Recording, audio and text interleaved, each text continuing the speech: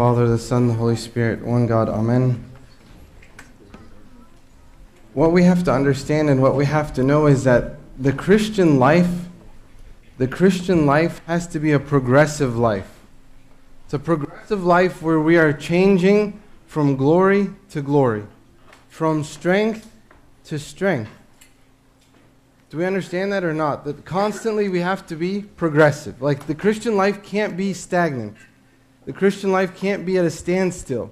It has to be constantly growing. From glory to glory. From strength to strength. And today's gospel tells us, gives us kind of a key. It tells us, look, maybe you've been stagnant for a while. Maybe you've kind of been at a standstill. So the gospel of today shows us how we can kind of break through that standstill. How we can break through that standstill. So I want you to follow with me. Again, you guys know I like numbers, so I'm going to give you 5 things, okay? 5 things for us to look at to be able to break through this stagnant life that maybe we have right now. This life where we are at a standstill and not growing, and not going from strength to strength and glory to glory. The first thing that we see in verses 1 and 2, it says, "And again he entered Capernaum after some days, and it was heard that he was in the house. Immediately many gathered together, so that there was no longer room to receive them, not even near the door, and he preached the word to them." The first thing we need to understand so that we can grow is that we need to make room for who? For Jesus. We need to make room for Jesus. We need to prepare for Him to be present all the time. If you want to grow, if you want to get over this hump of being at a standstill, we need to make room for Christ as they did in this house. I want you to imagine with me when He was there, when Jesus came into that house, were things the same in that house? Do you think things were the same in that house? I mean, the Bible tells us that it was packed to the rim. I'm sure there was never any Azuma that they had in their whole life where they could have had so many people at this house. When Christ entered, it wasn't the same anymore. And that's the same thing with us. We need to make room for Jesus. If our heart is filled constantly with the clutter of this life, the worries of this life, the fears, the anxieties, everything around it, if constantly our heart is filled with the things of this world and there's no room for Him, then we will not grow. We will always be stagnant. We will always be at a standstill. 100%. If there's going to be a change from glory to glory, if we're going to grow in our spiritual life, Christ has to be present. Christ has to be there. Many of us are so consumed. I was talking to someone the other day and I was telling them, the devil has done a very good job. The devil has convinced us that we are not doing anything wrong. And you're right, you're not doing anything wrong. You're not lying, you're not stealing, you're not cheating, you're not gossiping, but you're not doing anything. Think about that. But we're not doing anything for God. Our life is so consumed with, as long as I am taking care of my family, that is enough. Right? As long as I'm, consumed with my work or school or whatever it is, that's enough. And the devil has done a very good job at making us feel like you're okay. But there's no room for Jesus. That's the problem. There's room for everything else. Taking care of your family, great. Taking care of your finances, great. Taking care of, whatever. You're doing good, but you're not doing anything for God. Because there's no room for Christ.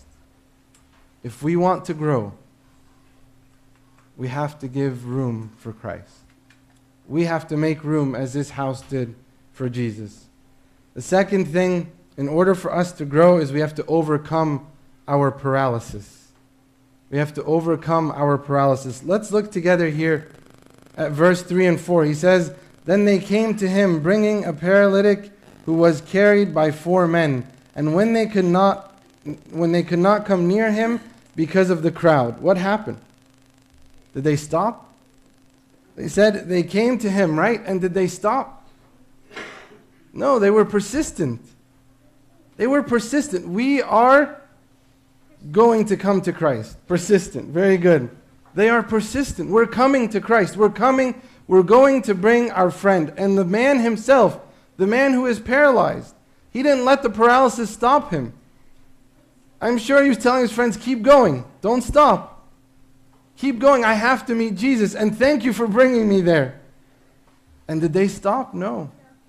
They were persistent. We need to start overcoming our paralysis. What is your paralysis? Figure it out. Maybe it's a certain sin that's lingering in your life. Figure it out. Figure out what is your paralysis. What is stopping you from having that aim of coming to God? We need to understand that we need to focus on the aim and not the obstacle. We need to focus on the aim and not the obstacle. When we say that we need to overcome our paralysis, it means we need to focus on Him. My goal and my purpose is to get to Christ, as it was for these men and for all 5 men here, was to get to Jesus. Nothing was going to stop them. If they would have focused on the obstacles, they would have never gotten to Him. Well, you know what? There's too many people. It's too crowded. It's too hard. I can't carry all the way up there. My back hurts and my knee hurts. I'm speaking for myself, okay? And all these excuses, right? About why we can't get to this guy to Jesus. That's exactly what happens. We give all of these excuses why we are paralyzed. We have to overcome our paralysis. The third thing is be in the right company. Who brought this man? His friends. Be in the right company. There's a saying that says, show me your friends and I'll show you who you are, or show you your future. Show me your friends and I'll show you your future or who you are. Isn't that true? I can tell exactly the type of person you are by the friends that you keep around you. By those who are around you. If you want to grow, and this is a hard one, this is a difficult one, and especially for those who are a little bit older and have been around the same friends for so long, but maybe that's the reason you're not growing. Because those friends are a paralysis in themselves to your growth.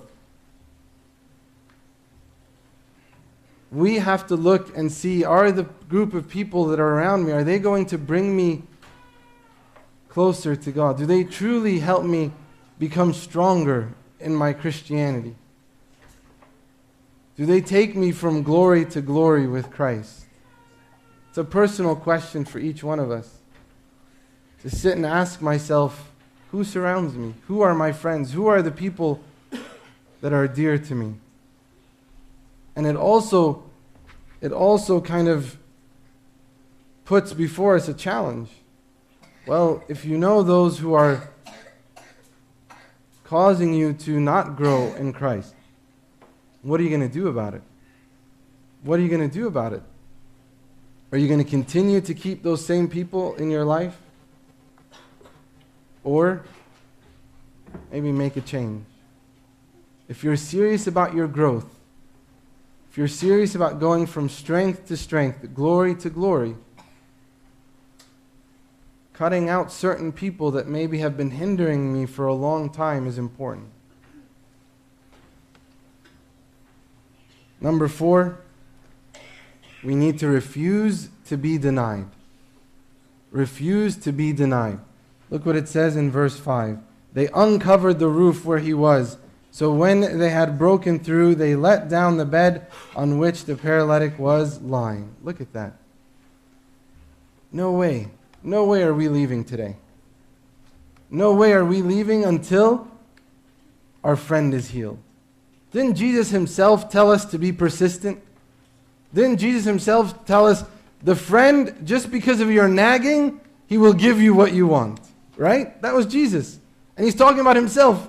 He's like your friend. He's talking about himself as a friend. If you nag him enough, he'll listen. It's the same thing.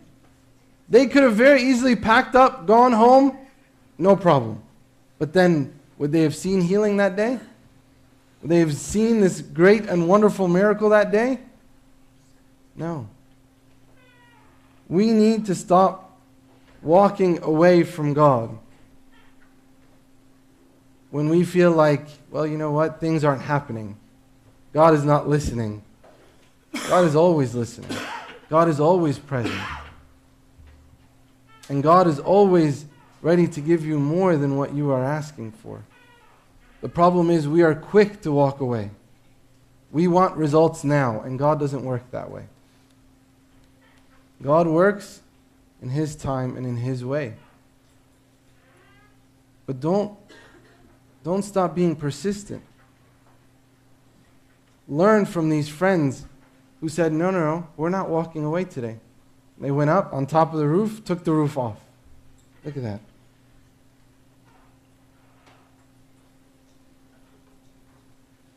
The fifth, again, real quick. Number 1 was make room for Jesus. Number 2, overcome the paralysis. Number 3, no one wants to talk about this one. Number 3, the company that's around you, right?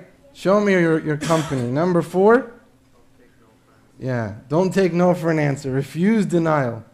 And number 5, I didn't tell you yet. Okay, you guys are awake. Good job. Number 5 is remove the lid of human limitation.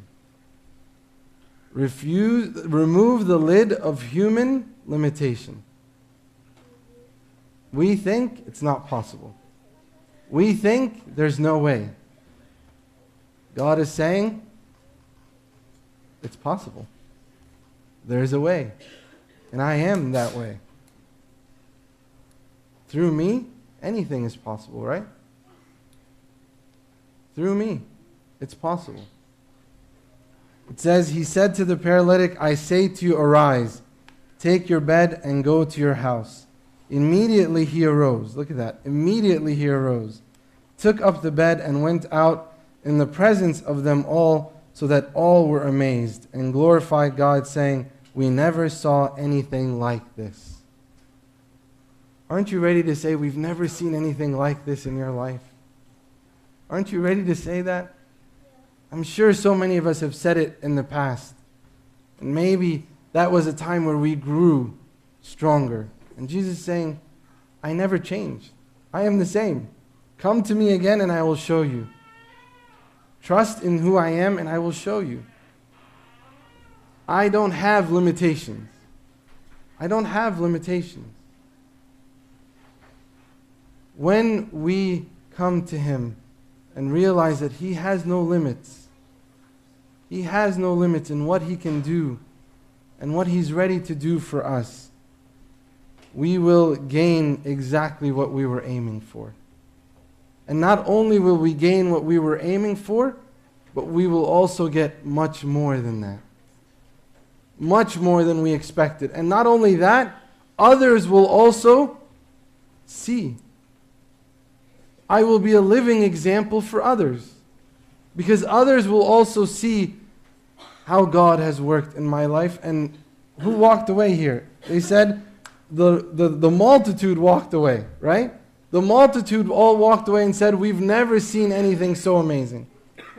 So not only did the 5 men walk away from that experience, but also the rest of that house that was full.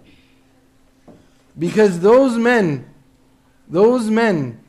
knew the unlimited God that they were approaching. Others also saw it and believed it. others also saw it and believed it. Remove the lid of human limitation. So the 5 things today, if you have not been growing in your spirituality, if you have not gone from glory to glory, strength to strength, number 1 is, again, this is the last time and I'm done. Number 1, make room for Jesus. Number 2, overcome your paralysis. Number 3,